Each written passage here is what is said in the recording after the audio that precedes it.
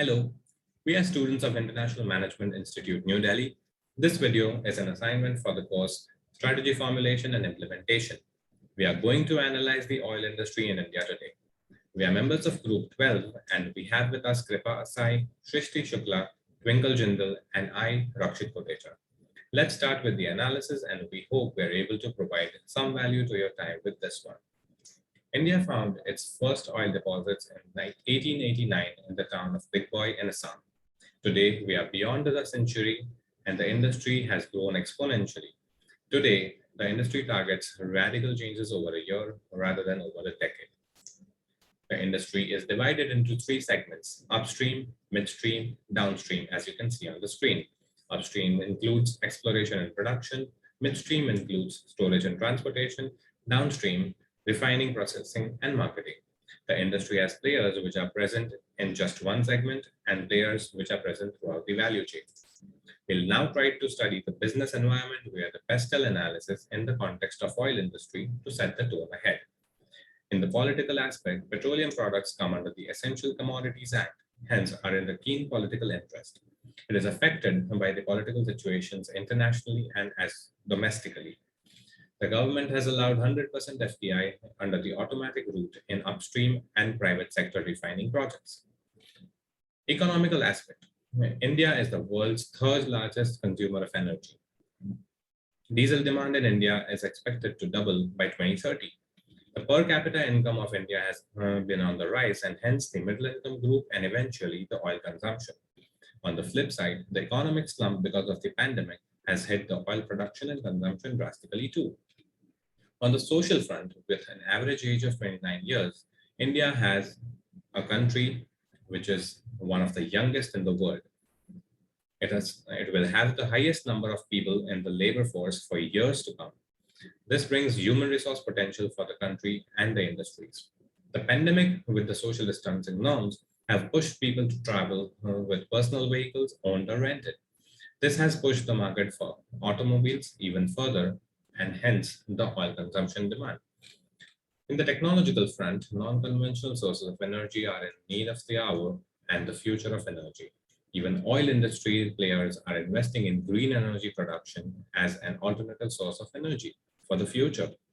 Concepts like extraction with coal bed methane and underground coal gasification have been prevailing as an alternative source. Environmental aspect says that the Paris Agreement aims to control global warming by 2100 to be below 2 degrees Celsius. SEBI norms mandate ESG overviews for companies and its policies. The offshore oil fields have started showing decline in the output of crude oil extraction. And finally, the legal aspect. In the Indian context, specifically in the recent times, petroleum products have undergone heavy taxes and duties. Taxes and duties comprise more than 50% of the MRP of petrol. As we see from the graph, the majority comes from imports. While India is one of the largest importers of petroleum products, it is also one of the largest exporters for the same. So demand and supply in India is unique. This is because India has a refining capacity and is situated between the oil-rich nations in the Middle East and the countries they supply to in the rest of Asia. The industry is capital intensive and was certainly started by the government as a part of core sectors. Even today, the public sector companies dominate the industry with their petroleum penetration and capacity. Some key players are IOCL, HPCL, Reliance Petroleum Limited, ONGC, and Royal Dutch Shell. Digging deeper towards the key players in the three segments, as highlighted earlier, we have the upstream segment.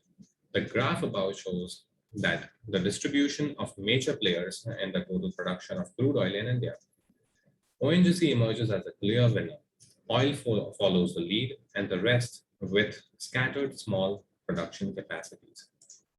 Moving to the midstream segment, it shows almost a similar picture. But the players differ largely on the length of pipeline and the capacity of the pipeline. In stark contrast, IOCL eats half of the pie in terms of length of pipelines laid down, leaving ONGC with just 11.45% of the share. But on the other hand, The capacity ONGC delivers is 40% shares in that small share in the pipeline length. Lastly, the downstream segment, which includes refining, processing, and marketing. Refinery crude throughput is a metric that defines the monthly volume of crude oil fed into the refining unit.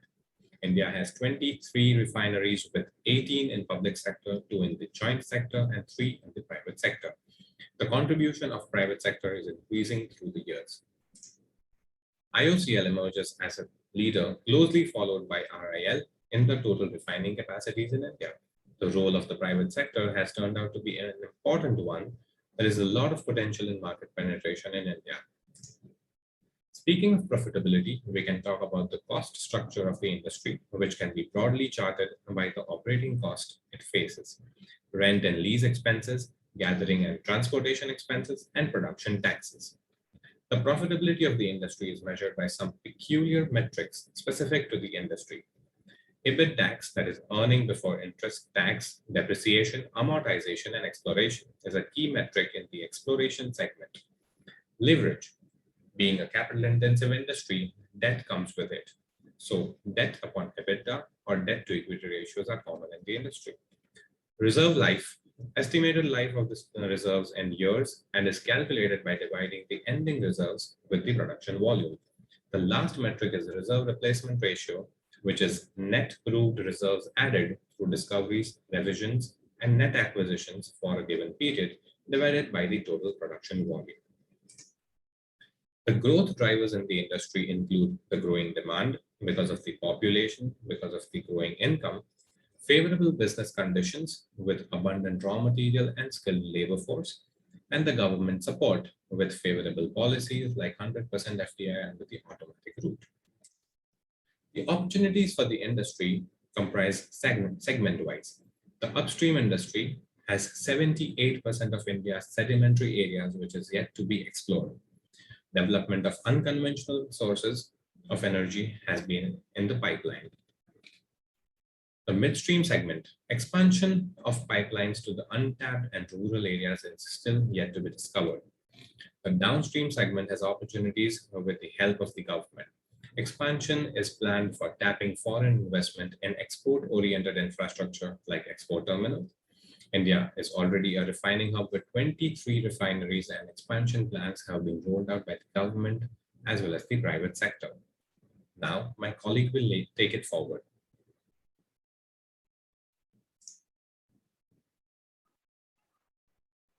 So talking about the market size, India is predicted to be a major contributor to global non-OECD petroleum consumption growth. Crude oil imports increased dramatically from US $70.72 billion in 2016-17 to US $101.4 billion in 2019-20. The sector's total installed provisional refinery capacity was 249.9 MMT as of June 2021, with IOC emerging as the leading domestic refiner with a capacity of 69.7 MMT. India's oil refining capacity was 259.3 MMT as of December 2020, making it Asia's second largest refiner. Now, talking about the Porter's 5 forces for this industry. First of all, industry rivalry, industry development. The Indian economy has been gradually rising, and as a result, demand for petroleum products have risen to meet its demand. The intermittent overcapacity. There is excess refining capacity in the country due to demand for petroleum products. Talking about the exit barriers are high for any business in India due to government regulations, but they are especially high for petroleum due to high investments that make it unattractive to foreign investors. Talking about the entry of new competitors, first of all, economies of scale. Economies of scale are particularly important for a new entry in the petroleum business to reduce costs while also making significant profits. Talking about the access to distribution, in India, the public sector has a well-established distribution system. It will be difficult for a newcomer to set up such a system. Moving to government policies, subsidies are provided by the Indian government to PSU. Subsidies like these are not available to the private sector companies, who are at a significant disadvantage, find it impossible to compete with PSUs. Talking about the bargaining power of suppliers, differentiation of inputs, because a continual supply of differentiated inputs is required to support continuous processing in refineries, the role of differentiated inputs become even more critical. Talking about the switching costs of suppliers, Crude oil suppliers have low switching cost and can simply switch from one petroleum corporation to the next until and unless unless the two parties have long-term agreements in place. Also, substitutes are present. India's present administration has lofty renewable energy resources. However, putting these alternative energy resources in place will take a lot of time. Talking about the effect of inputs on supply chain costs, India imports the majority of its crude oil, putting it at the mercy of other nations. This aspect has a significant impact on India's supply chain expenses. Talking about supplier concentration, because India is so reliant on crude imports, supplier concentration puts the country in a particularly vulnerable situation. Moving on to threat of substitutes. First point, price performance of alternatives. The demand for petroleum products does not appear to be waning at the present. When the government's ambitious renewable energy ambitions comes to fruition, the situation will become clearer then. Moving to switching costs, if the equipment is intended to work with petroleum, such as in the transport sector, switching from petroleum products to alternative kinds of energy might be difficult. Moving to bargaining power of buyers. Buyers switching cost. Switching costs for the retail buyer are cheap since the competing firms substitute petroleum products are freely available in the open market. Talking about the brand identity, petroleum products in India have a poor brand identity because they are functional items and downstream petroleum businesses have not made a concerted effort to differentiate their products. Talking about the impact on performance, the quality of petroleum products has a significant impact on the performance of equipment and vehicles. The purity of products is very important for optimal equipment operation, and impure products can delimit the performance while also posing a risk to the equipment. Thank you. Now, Shishti will take you forward. So I'll be talking about Shell, which is basically a worldwide energy and petrochemical conglomerate that strives to address the world's growing demand for more cleaner energy solutions in economically, ecologically, and socially responsible ways. Shell Oil Company has distinguished itself as one of the major producers of oil, gas, and petrochemicals by its commitment to industry innovation, oil and gas exploration and production.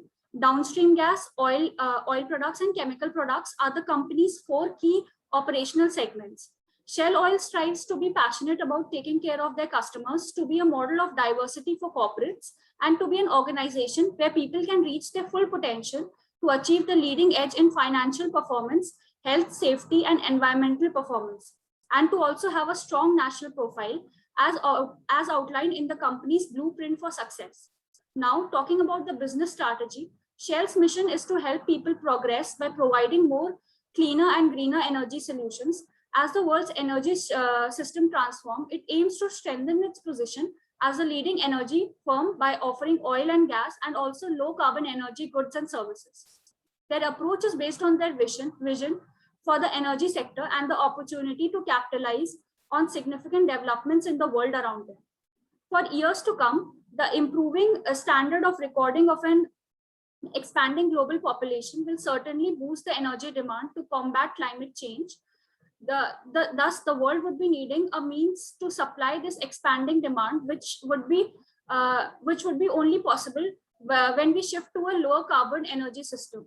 While liquid and gaseous fuels such as biofuels and hydrogen will continue to play an essential role, Shell believes that electricity would have to play a larger role in the world if over time, if we have to achieve the Paris Agreement's goals in the next decade. Now, moving on to the corporate strategy of Shell, Powering Progress strategy outlines its plan to accelerate the company's transition to net zero emissions in sync with society. It is intended to provide value to its shareholders, consumers, and the general public, thus creating shareholder wealth. Reaching net zero emissions, powering lives, and respecting nature are the four core goals of Powering Progress strategy of Shell. All these four objectives are crucial to their long-term success, and they work together to integrate sustainability into their overall company plan.